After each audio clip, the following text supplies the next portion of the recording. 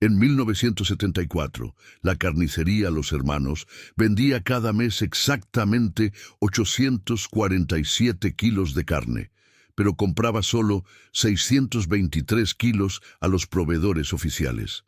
Una diferencia de 224 kilos que nadie en Laureles se atrevía a cuestionar. ¿De dónde salía esa carne extra? Al final de este video, tú sabrás reconocer el signo específico que delata hoy mismo un pacto de silencio en tu propia ciudad.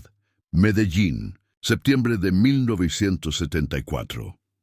El barrio Laureles despertaba con el sonido de las campanas de la iglesia del Sagrado Corazón y el aroma del café recién molido desde las tiendas de la avenida Nutibara. Rodrigo Mendoza, inspector sanitario de la Secretaría de Salud Municipal, caminaba por la carrera 73 hacia su cita de rutina. A los 34 años había revisado cientos de establecimientos, pero ninguno con la reputación impecable de la carnicería, Los Hermanos. Pero antes de continuar, debo advertir algo importante. Este relato aborda temas sensibles como encierro, abuso de poder familiar y alegatos de canibalismo en una comunidad real. Sin embargo, mi enfoque será respetuoso, sin morbo, buscando comprender para prevenir. No habrá descripciones sexuales, no se mostrarán escenas de violencia gráfica, no se romantizarán relaciones entre parientes y no se culpabilizará a víctimas. El objetivo es examinar las estructuras de poder que permiten pactos de silencio y ofrecer herramientas de prevención basadas en memoria histórica. Don Evaristo Uribe recibió a Mendoza con la sonrisa comercial de siempre. Tercer patriarca de la dinastía familiar, mantenía el negocio desde 1949 junto a sus primos Absalón y Macedonio, ambos casados con sus hermanas. Una práctica común en familias tradicionales paisas para conservar el patrimonio. Lo vimos al principio. Parecía nada. La carnicería ocupaba un local esquinero en la carrera 73 con calle 33. Vitrinas impecables, pisos de baldosa roja, báscula, detecto de hierro fundido calibrada cada mes. Mendoza revisó los registros de compra mientras don Evaristo hablaba de tradición familiar y recetas ancestrales. Todo en orden, excepto por un detalle: las facturas de compra no coincidían con las ventas reportadas, pero Mendoza tenía experiencia. Sabía que las familias comerciantes manejaban varios proveedores, compras directas a fincas, incluso intercambios con otros carniceros. Anotó la discrepancia como observación menor y continuó la inspección. El almacén principal estaba perfecto. Los cuartos fríos, impecables, la zona de procesamiento, sin una mancha. Entonces preguntó por el sótano. Don Evaristo se detuvo.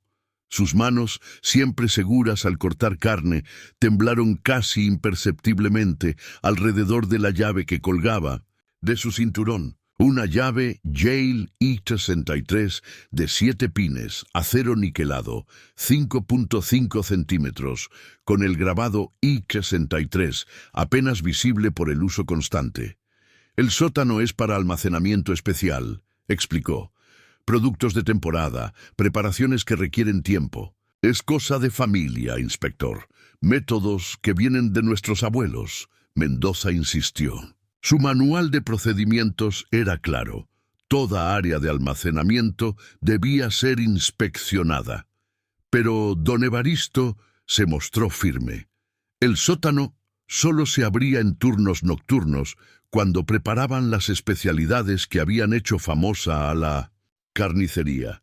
Vuelva mañana por la noche, inspector. Le mostraremos la tradición familiar. ¿Habría aceptado tú esa respuesta? Espera. Si alguna vez te subestimaron en tu trabajo, escribe "yo creo" en los comentarios ahora. Suscríbete, porque el siguiente paso lo cambia todo. Mendoza salió intrigado. En 25 años de inspecciones nunca le habían negado acceso a ningún área. pero también conocía la importancia de las relaciones comerciales en barrios como Laureles, la carnicería. Los Hermanos no era solo un negocio, era una institución. 3 generaciones, alimentando a las familias más respetadas del sector. Decidió investigar por su cuenta. Su primera parada fue la droguería San Rafael, en la misma cuadra. El farmacéutico, don Hernando, confirmó la excelente reputación de los Uribe, los mejores carniceros de Medellín, aseguró. Mi familia compra ahí desde que llegamos al barrio en 1952. Por lo tanto, Mendoza caminó hasta la clínica de maternidad, 2 cuadras hacia el norte por la carrera 73. El doctor Jairo Sánchez, médico rural que atendía pacientes de toda la región, tenía una perspectiva diferente. Mire, inspector, dijo mientras revisaba unos expedientes, yo no hago preguntas sobre tradiciones familiares, pero sí he notado algo extraño en los últimos años. El doctor abrió un cajón y sacó un cuaderno de apuntes personales. Página tras página de observaciones médicas informales. Desde 1971 he atendido casos extraños de desnutrición en niños del barrio. Siempre de familias que curiosamente nunca compran en la carnicería Los Hermanos. Mendoza sintió un escalofrío. ¿Desnutrición en Laureles? Uno de los barrios más prósperos de Medellín. Pero el doctor Sánchez tenía más información. Las familias que sí compran ahí presentan un patrón diferente, niveles de proteína excelentes, pero hay algo que no me cuadra. He encontrado trazas de elementos que no debería haber en una dieta normal de res o cerdo. El médico se detuvo, como si hubiera dicho demasiado. ¿Qué tipo de elementos, doctor? Inspector, yo soy médico rural, no investigador forense. Solo puedo decir que algunas muestras de sangre que he analizado muestran niveles extraños de ciertas proteínas, como si... Se cayó nuevamente. ¿Como si qué, doctor? Como si hubieran consumido algo diferente a lo que creen que consumieron. Esa noche Mendoza no pudo dormir. Vivía solo en un apartamento de la avenida La Playa, cerca del centro. Había enviudado 2 años atrás y encontraba en el trabajo su principal propósito. Pero este caso lo inquietaba de manera diferente. Al día siguiente, decidió hablar con el párroco. La iglesia del Sagrado Corazón dominaba el corazón de Laureles desde la carrera 70. El padre Miguel Ángel Vélez era una autoridad moral, respetada en toda la zona. Inspector Mendoza lo recibió después de la misa de 7. Don Evaristo me contó de su visita. Comprendo su preocupación, pero debo pedirle prudencia. El párroco lo invitó a caminar por los jardines de la iglesia. Los Uribe son una familia cristiana ejemplar. Contribuyen generosamente a nuestras obras sociales. Sus métodos pueden parecer antiguos, pero son gente de fe. Padre, mi trabajo no es juzgar la fe de nadie, sino garantizar la salud pública. Por supuesto, solo le pido que comprenda que algunas tradiciones familiares trascienden los reglamentos modernos. Hay sabiduría ancestral que no siempre encaja en formularios oficiales. Mendoza se sintió acorralado. El médico tenía dudas, el párroco pedía prudencia, pero nadie le daba respuestas directas. Decidió intentar una estrategia diferente. Esa tarde visitó a doña Carmen Restrepo, directora de la escuela del barrio, una mujer de 52 años, viuda, respetada por su firmeza y claridad mental. Si alguien conocía realmente a las familias del sector, era ella. Inspector, lo recibió en su oficina de la carrera 72. Me alegra que alguien oficial finalmente haga preguntas. ¿Finalmente? Mendoza se acomodó en la silla. Doña Carmen cerró la puerta y bajó la voz. Llevo 30 años educando niños de este barrio. Conozco a cada familia, sus costumbres, sus problemas, y desde hace 3 años he notado algo que me tiene muy preocupada. Doña Carmen abrió un archivador y sacó expedientes académicos. Los niños de las familias que compran en Los Hermanos muestran patrones de comportamiento extraños. Algunos sufren pesadillas recurrentes, otros hablan en clase, de ceremonias familiares que no logro entender. ¿Qué tipo de ceremonias? Dicen que sus papás los despiertan de noche para compartir la tradición familiar, que van al sótano de la carnicería y participan en comidas especiales. Cuando pregunto detalles, los niños se quedan mudos, como si tuvieran miedo. Doña Carmen mostró dibujos infantiles. En varios aparecía una mesa redonda con adultos comiendo, pero los platos estaban dibujados en rojo intenso. Otros mostraban escaleras bajando a espacios oscuros. Inspector, yo he criado 2 hijos y he educado a cientos. Estos dibujos no son normales. Y cuando cito a los padres para hablar del tema, me dicen que son tradiciones sagradas que una mujer soltera no puede entender. Lo vimos al principio. Parecía nada. Por lo tanto, esa noche, Mendoza tomó una decisión que cambiaría todo. Volvería a la carnicería, pero no solo. Necesitaba un testigo creíble, alguien cuya palabra no pudiera cuestionarse. Invitó al doctor Sánchez. Doctor, sé que tiene dudas sobre los Uribe. Acompáñeme esta noche. Si no hay nada extraño, podremos confirmar que todo está en orden. Si hay algo irregular, necesito un testigo médico. El doctor aceptó. Se encontraron a las 9 de la noche en la esquina de la carrera 73 con calle 33. La carnicería estaba cerrada al público, pero se veían luces tenues en el interior. Don Evaristo los recibió con menos cordialidad que antes. Inspector, ¿trajo compañía? El doctor Sánchez es el médico oficial del barrio. Su presencia es protocolo en inspecciones nocturnas. Pero don Evaristo ya no estaba solo. Sus primos Absalón y Macedonio esperaban en el interior, junto con sus esposas y varios hijos adultos. En total, 11 personas, una verdadera asamblea familiar. Bienvenidos a nuestra tradición, dijo don Evaristo, mientras sacaba la llave Ike 63. Pero deben entender que lo que van a ver es sagrado para nosotros. Ha pasado de generación en generación, desde tiempos de nuestros bisabuelos. Abrió una puerta de hierro forjado que Mendoza no había notado en su primera visita. Estaba parcialmente oculta detrás de un mostrador móvil. Las escaleras descendían en ángulo pronunciado hacia la oscuridad. El olor golpeó primero. No era el aroma normal de una carnicería. Era algo más penetrante, como caldo de huesos hervidos durante horas, mezclado con especias que Mendoza no logró identificar. Descendieron lentamente. El sótano era más amplio de lo esperado. Ocupaba no solo el área bajo la carnicería, sino que se extendía debajo del local contiguo. Las paredes eran de piedra, posiblemente de la construcción original del edificio en los años 1920. En el centro había una mesa de madera maciza. Alrededor, bancos largos como los de las iglesias antiguas. Pero lo que más llamó la atención fueron los utensilios, cuchillos de formas extrañas, ollas de hierro negro y ganchos del techo que definitivamente no eran para colgar res o cerdo. Aquí preparamos nuestras especialidades, explicó don Evaristo, recetas que nuestros antepasados trajeron de Europa, métodos de conservación y preparación que la gente moderna ha olvidado.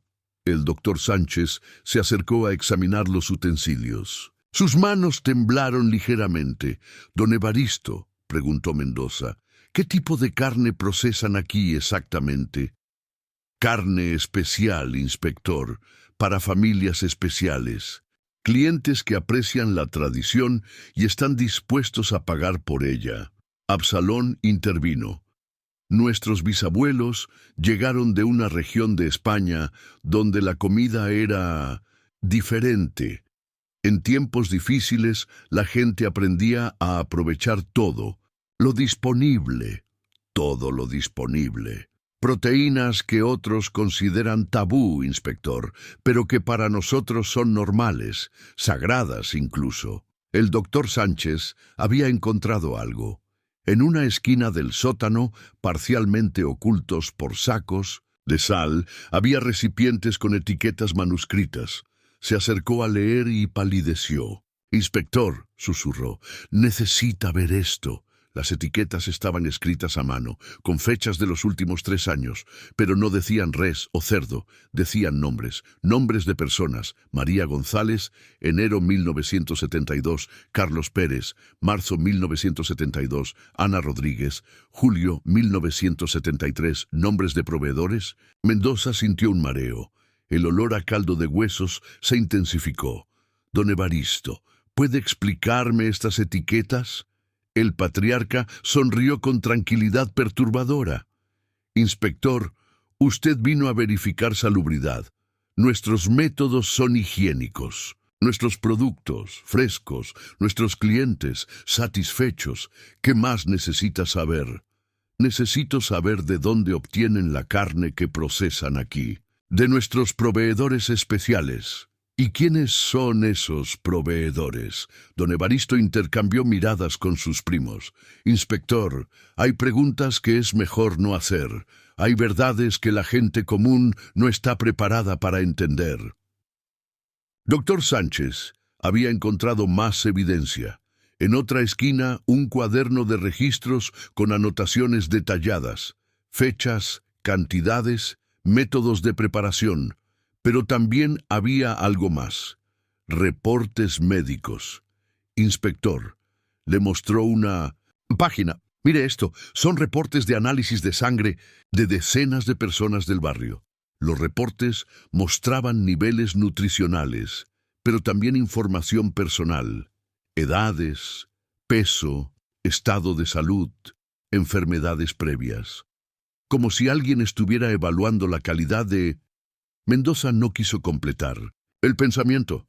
«Don Evaristo, ¿para qué necesitan reportes médicos de los vecinos?». «Para garantizar la calidad de nuestros productos, inspector. Nosotros no servimos cualquier cosa a nuestros clientes». La conversación se detuvo abruptamente. Desde arriba llegó el sonido de pasos múltiples. Más gente había llegado a la carnicería. «Disculpen», dijo don Evaristo, «pero nuestra ceremonia va a comenzar. Es un evento privado, familiar. Inspector, doctor, deben irse ahora». Pero Mendoza no estaba dispuesto a irse, no después de lo que había visto. «Don Evaristo, como inspector sanitario tengo la autoridad de clausurar este establecimiento hasta aclarar estas irregularidades». El ambiente cambió instantáneamente. Los primos se acercaron. Sus esposas bloquearon la escalera. Los hijos adultos formaron un semicírculo alrededor de Mendoza y el doctor. «Inspector», dijo don Evaristo con voz diferente, «usted no entiende la situación. Esta tradición es más importante que sus reglamentos. Estas familias necesitan nuestros servicios. Sin nosotros no sobrevivirían». «¿Qué quiere decir?». «Quiero decir que hay hambre en este barrio, inspector. Hambre que el gobierno no ve. Familias que no pueden comprar carne de res a precios normales. Nosotros les damos proteína barata, abundante. Les damos supervivencia». Absalón añadió, «y las familias que pueden pagar más obtienen productos especiales, más nutritivos, más exclusivos». El doctor Sánchez intentó dirigirse hacia la escalera, pero Macedonio lo detuvo. «Doctor, usted ha visto nuestros registros médicos. Sabe que nuestros clientes están bien alimentados. Mejor alimentados que el resto del barrio. ¿No es eso lo importante? ¿Pero a qué costo?», preguntó el doctor. «Al costo necesario», respondió don Evaristo. «En tiempos difíciles, la supervivencia requiere decisiones difíciles». Desde arriba se escucharon voces. La ceremonia familiar estaba comenzando. «Atención.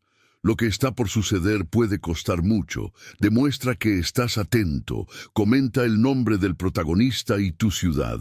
Suscríbete para no perder lo que viene». Mendoza y el doctor se encontraban atrapados. 11 personas bloqueaban. su salida, y desde arriba llegaban sonidos que preferían no identificar. Cantos en voz baja, el arrastrar de muebles, el chocar de platos y cubiertos. Don Evaristo, dijo Mendoza intentando mantener la calma, necesito que me dejen salir. Puedo regresar mañana con más inspectores para hacer una revisión completa y oficial. No, inspector, usted ya vio demasiado. Y ahora debe decidir. ¿Forma parte de la solución o se convierte en parte del problema? ¿Qué significa eso?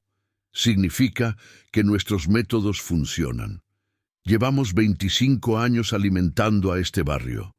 25 años sin una sola intoxicación, sin una sola enfermedad transmitida por alimentos. Nuestros clientes están sanos, fuertes, prósperos. El doctor Sánchez había logrado acercarse a una ventana pequeña del sótano.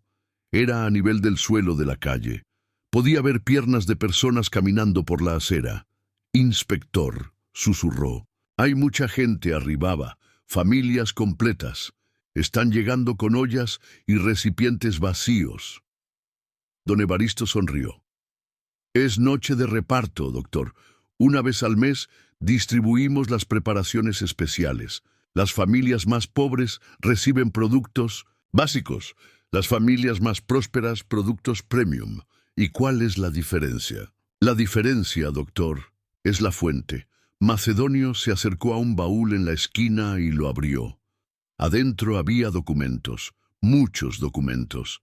Certificados de defunción, reportes de desaparecidos, recortes de periódico. Miren, dijo mostrando un certificado de defunción fechado en enero de 1972. María González, 34 años, murió de paro cardíaco. Sin familia conocida en Medellín. Su cuerpo fue reclamado por familiares para sepelio privado. Mostró otro. Carlos Pérez, 28 años, accidente laboral en construcción, sin familiares directos, cuerpo reclamado para sepelio privado. El doctor Sánchez comprendió inmediatamente. Ustedes reclaman cuerpos no reclamados. Doctor, cada mes mueren personas solas en esta ciudad. Gente sin familia, sin recursos para sepelio digno. El Estado los entierra en fosas comunes. Nosotros les damos un propósito mayor. Absalón añadió, y ocasionalmente recibimos donaciones especiales, personas que ya no necesitan sus cuerpos, enfermos terminales que prefieren ser útiles después de la muerte. Mendoza sintió náuseas. Ustedes están hablando de canibalismo. Estamos hablando de supervivencia, inspector, de nutrición, de aprovechar recursos que de otro modo se desperdiciarían. Nuestros bisabuelos aprendieron esto en épocas de hambruna. Nosotros lo hemos perfeccionado. Don Evaristo se acercó a Mendoza. Inspector, usted tiene una decisión que tomar. Puede denunciarnos, destruir una tradición que alimenta a cientos de familias, crear un escándalo que arruinará a gente inocente.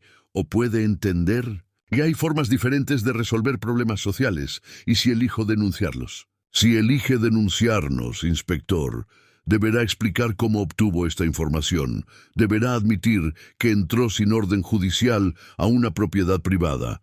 Deberá demostrar sus acusaciones con evidencias que para entonces ya no existirán. Macedonio mostró una grabadora Uger Report 4000.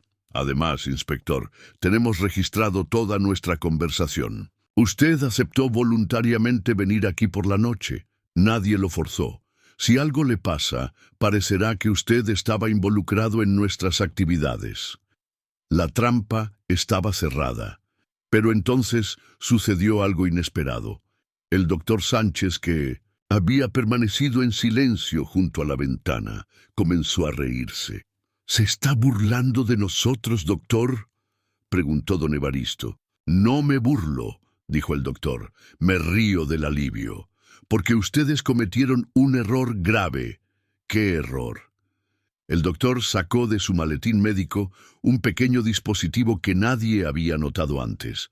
Un micrófono conectado a un transmisor de radio, Verán, inspector Mendoza me pidió que lo acompañara como testigo médico, pero no me dijo que también soy colaborador ocasional de la Policía Nacional en casos de salud pública. Todo lo que han dicho está siendo transmitido en... Vivo a la estación de Laureles. Don Evaristo palideció. Eso es imposible. Lo revisamos cuando llegó. Revisaron mi maletín médico, pero no mi aparato auditivo. El doctor se quitó un pequeño dispositivo del oído. Soy parcialmente sordo desde la Guerra de Corea. Este aparato auditivo fue modificado por un técnico de la policía. Llevo 3 meses investigando las muertes sospechosas en el barrio. Lo vimos al principio. Parecía nada. Las piezas comenzaron a encajar. El doctor no había llegado por casualidad a esa investigación. Su interés en los análisis de sangre, sus preguntas sobre nutrición, su disposición a acompañar a Mendoza por la noche, todo había sido planeado. «Doctor», preguntó Mendoza, «¿usted ya sabía lo que íbamos a encontrar aquí?» Sospechaba. «Llevamos meses rastreando la desaparición de cuerpos de la morgue municipal. Personas que oficialmente fueron sepultadas en fosas comunes, pero cuyos cuerpos nunca llegaron al cementerio. Alguien los estaba interceptando. ¿Y por qué no actuaron antes? Porque necesitábamos pruebas directas, confesiones y testigos, creíbles como usted, inspector. Desde arriba llegaron ruidos diferentes, pasos corriendo, voces alteradas, sirenas a la distancia. Don Evaristo intentó llegar a la grabadora, pero ya era demasiado tarde. La policía había rodeado la carnicería. «Inspector», dijo el doctor, «mi colaboración con la policía comenzó hace 6 meses, cuando mi propio sobrino desapareció. Un joven de 19 años que trabajaba en construcción. Oficialmente murió en un accidente laboral, pero su cuerpo nunca fue entregado a la familia. ¿Su sobrino era Carlos Pérez?» Mi sobrino era Carlos Pérez, y cuando vi su nombre en una de esas etiquetas, confirmé mis peores sospechas. Los primos Uribe intentaron destruir evidencia. Absalón corrió hacia los recipientes etiquetados, Macedonio hacia los documentos, pero era demasiado tarde. Los policías habían descendido al sótano. «Deténganse todos», gritó el sargento Ramírez. «Están bajo arresto por sospecha de profanación, de cadáveres, estafa y asociación para delinquir», pero había más cargos pendientes. Cuando los investigadores forenses examinaron completamente el sótano, encontraron evidencias de algo peor que el procesamiento de cadáveres no reclamados. Entonces, un cuarto más pequeño, oculto detrás de una pared falsa, había registros de personas que no habían muerto por causas naturales. Personas que habían sido atraídas al sótano bajo diferentes pretextos y que nunca habían vuelto a salir. Mendoza encontró un diario manuscrito de don Evaristo que detallaba todo el proceso. No solo interceptaban cadáveres de la morgue, también identificaban personas solitarias, sin familia, sin trabajo estable. Las invitaban a trabajos nocturnos especiales en la carnicería. Una vez en el sótano, eran drogadas con sedantes y luego sacrificadas. «Inspector», le explicó el doctor mientras los forenses trabajaban, «los análisis de sangre que yo había estado haciendo mostraban niveles elevados de proteínas humanas en varios clientes de la carnicería, pero también mostraban trazas de sedantes en algunos casos. Eso me hizo pensar que no todas las víctimas habían llegado ya muertas al sótano. El caso se volvía más complejo cada hora. Los registros de don Evaristo revelaban una red de complicidad que involucraba a empleados de la morgue municipal, funcionarios del registro civil y hasta miembros del personal médico de algunos hospitales. Todo el sistema estaba diseñado para hacer desaparecer personas que nadie buscaría. Pero entonces llegó el momento del falso final.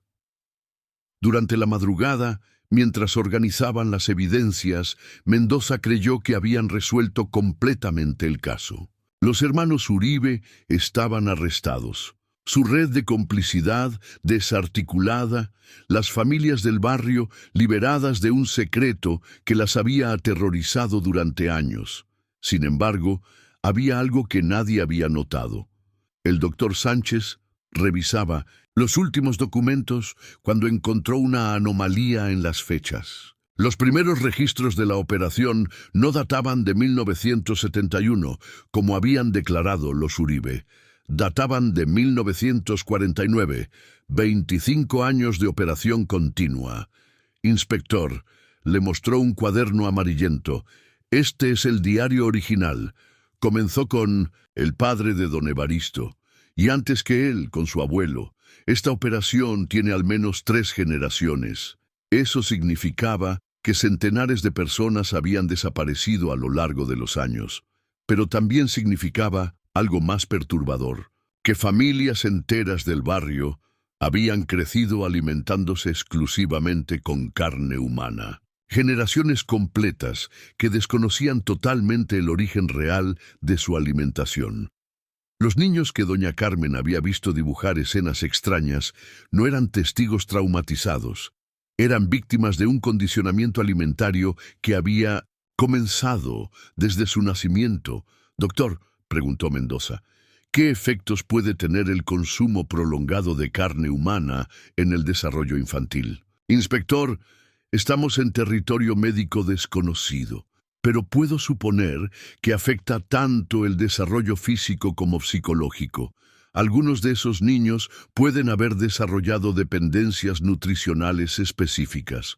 Otros pueden presentar trastornos de comportamiento relacionados con la dieta. La investigación se extendió por meses. Los forenses exhumaron cuerpos del cementerio que supuestamente contenían a las víctimas oficiales, pero las tumbas estaban vacías. Rastrearon expedientes médicos de cientos de familias del barrio y encontraron patrones nutricionales anómalos que se remontaban décadas atrás. Lo más perturbador fue descubrir que varias familias clientes de los Uribe sabían parcialmente la verdad, pero la habían aceptado como mal menor. Preferían no preguntar sobre el origen de la carne barata que les permitía alimentar a sus hijos en épocas de escasez económica. Pero había algo que aún no encajaba completamente. Durante la tercera semana de investigación, mientras revisaban los últimos documentos del sótano, Mendoza encontró referencias a una ceremonia de iniciación que se realizaba cada 5 años. La próxima estaba programada para octubre de 1974. Solo faltaban 3 semanas. Doctor, ¿qué cree que sea esta ceremonia de iniciación? El doctor revisó las anotaciones. Según estos registros, cada 5 años seleccionaban a alguien del barrio para convertirlo en proveedor oficial. Alguien que les ayudaría a identificar y atraer nuevas víctimas. Los investigadores realizaron entonces un descubrimiento que cambió completamente su perspectiva del caso.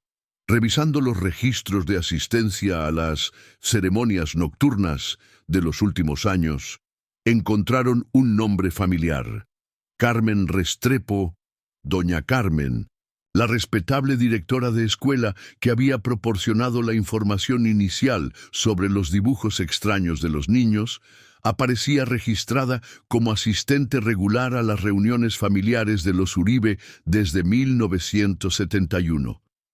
Inspector, le dijo el doctor, creo que fuimos manipulados desde el principio, pero cuando fueron a buscar a doña Carmen para interrogarla, descubrieron algo más. Su casa estaba vacía, pero no abandonada. Había señales de que alguien había empacado cuidadosamente y se había marchado de manera planificada. En su escritorio encontraron una carta dirigida a Mendoza. Inspector, si está leyendo esto, significa que nuestra operación fue descubierta. No se preocupe por buscarme. Para cuando lea esta carta, ya estaré lejos de Medellín. quiero que sepa que mi participación en esta investigación fue genuina, pero no por las razones que usted cree. Los hermanos Uribe eran una amenaza para nuestro verdadero negocio. Su falta de discreción, sus métodos brutales, su codicia descontrolada estaban atrayendo demasiada atención oficial. Era necesario eliminarlos. Lo que usted descubrió en ese sótano es real, pero representa solo una pequeña fracción de una operación mucho mayor. Los Uribe eran operadores locales de una red que se extiende por toda Colombia y otros países de la región. Mi trabajo durante los últimos 3 años ha sido documentar sus actividades y identificar a sus clientes más importantes.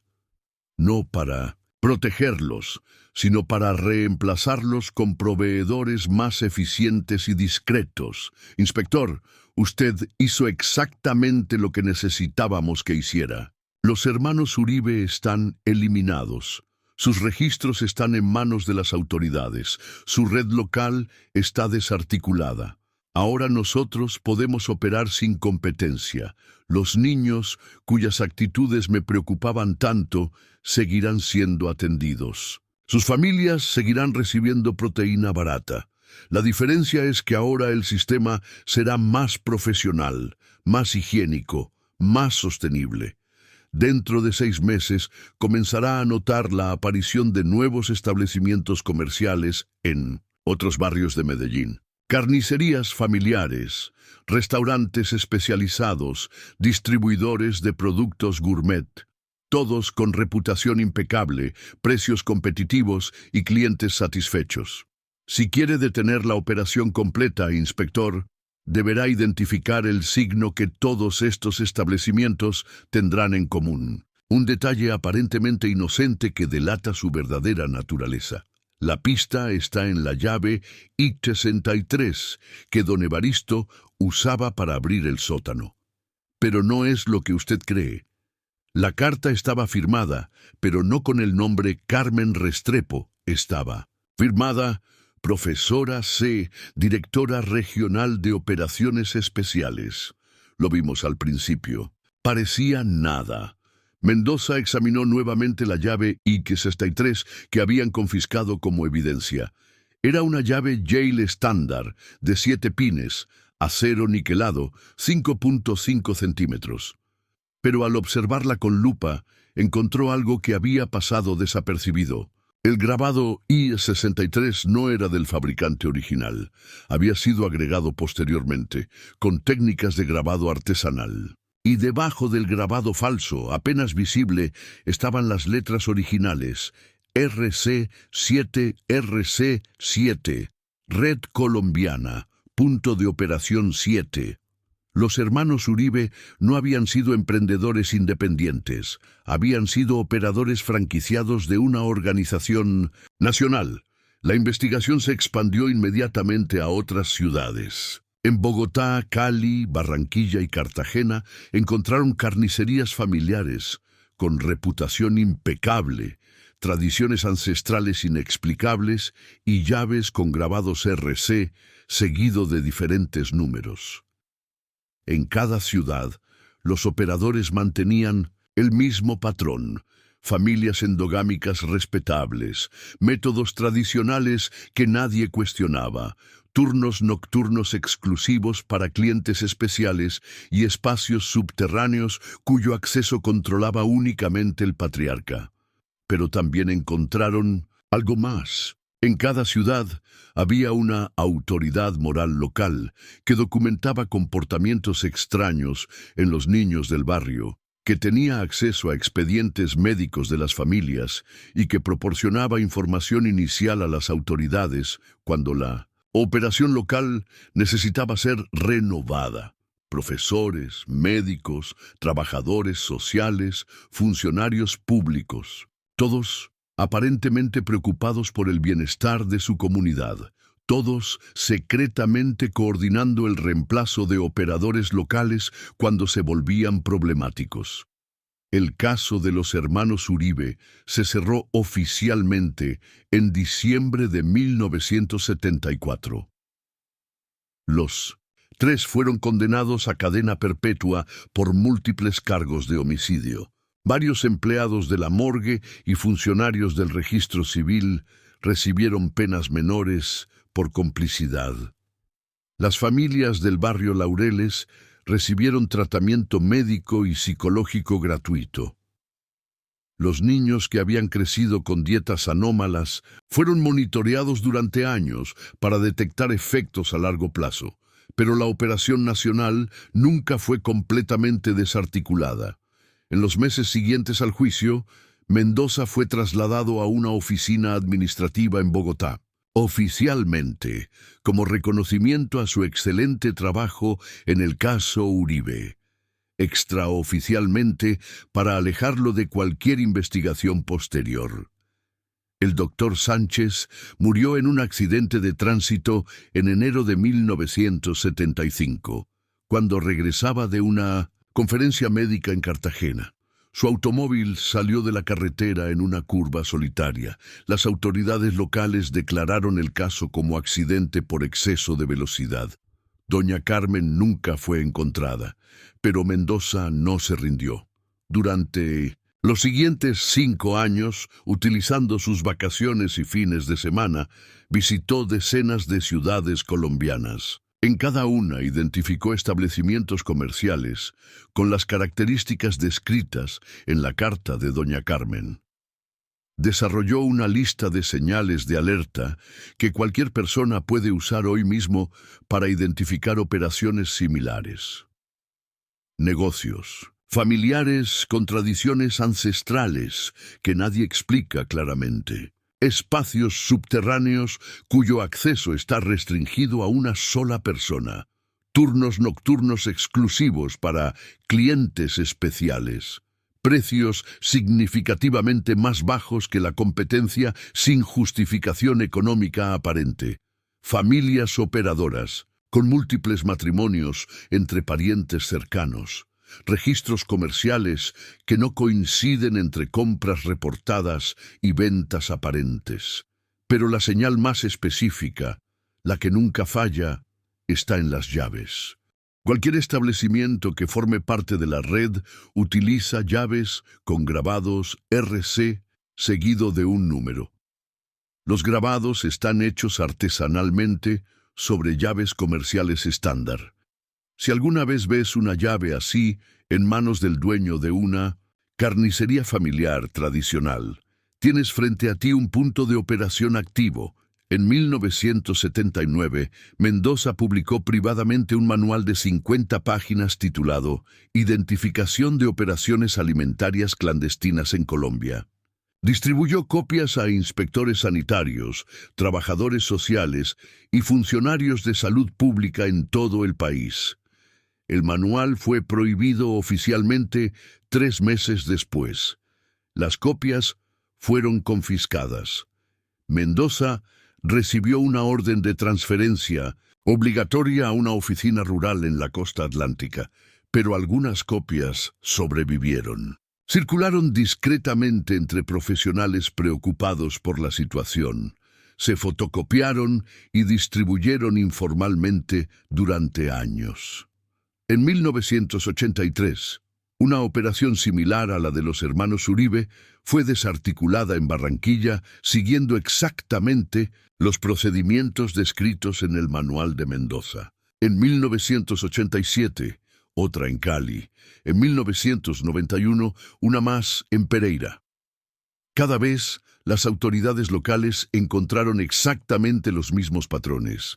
Familias endogámicas respetables, espacios subterráneos ocultos, llaves con grabados RC, autoridades morales aparentemente preocupadas que resultaron ser coordinadores de la operación. Mendoza se retiró en 1995, después de 30 años de servicio público. Vive actualmente en un pueblo pequeño cerca de Santa Marta, donde mantiene una consultoría privada en seguridad alimentaria. Todavía recibe ocasionalmente llamadas de inspectores jóvenes que han encontrado establecimientos sospechosos. Les proporciona orientación discreta y les recuerda que documenten todo antes de actuar. Según sus registros privados, entre 1974 y 2023 se han identificado y desarticulado 23 operaciones similares en Colombia, Ecuador, Perú y Venezuela. Pero estima que por cada operación descubierta, al menos 3 siguen activas. La red no desapareció, me explicó durante una entrevista telefónica en enero de 2024. Solo se volvió más cuidadosa, más profesional, más difícil de detectar.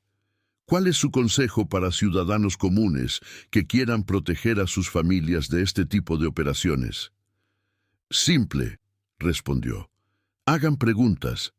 Si un negocio familiar tiene tradiciones que no pueden explicar claramente, si tienen espacios restringidos sin justificación comercial, si sus precios son demasiado buenos para ser verdad, hagan preguntas. Insistan en obtener respuestas. Y si ven llaves con grabados RC, repórtenlo inmediatamente a las autoridades sanitarias. ¿Cree que operaciones como estas siguen existiendo hoy? Inspector, en este país mueren cientos de personas solas cada mes. Desaparecen miles de personas vulnerables cada año, y hay barrios enteros donde familias necesitadas pueden comprar proteína barata sin hacer preguntas. ¿Usted qué cree?